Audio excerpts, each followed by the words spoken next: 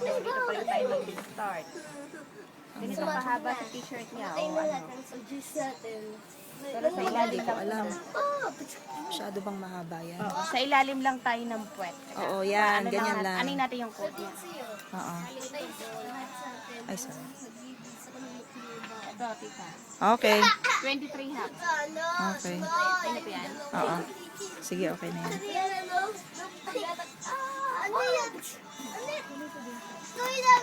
Waistline. Waistline. Ayan, harap ka sa akin. So, ito yung t-shirt. Sundan ko na lang itong ano niya. Oo, yan. Sundan mo yan. Kasi yan yung komportable niya na ano. Yan na lang. Tapos may t-shirt mo kayo. Tapos t-shirt. Mataas lang. Sundan ko lang itong ano. Sundan na lang yung pants. Yan na lang. 29. Wala sila Andrew.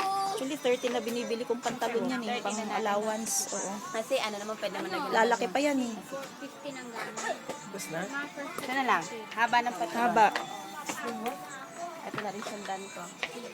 Pwede bang straight cut ang gawin mo dun sa pantalon niya? Hindi semi-baston.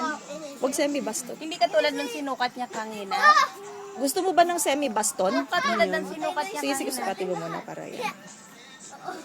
But for about Vian, uso ba ngayon ang baston, anak? Oo nga, uso nga yung baston. Yan.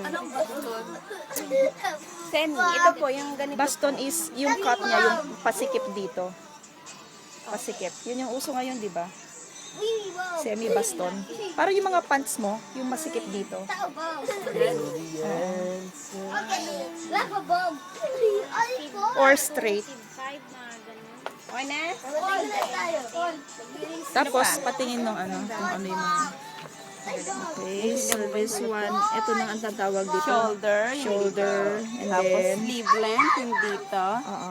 Tapos yung Arm yung around. dito. Tapos yung body, yung dito. Hindi pa nakapasok. Kayo sa coat pa lang tayo. Tapos, Kasi ito na yung nakapasok. Yung dalawang Yakap, kamay. yakap pasok, okay. Tapos yung full length, yung haba ng coat. Oo, full length. Oo. And Tapos then, yung sa pants na, yung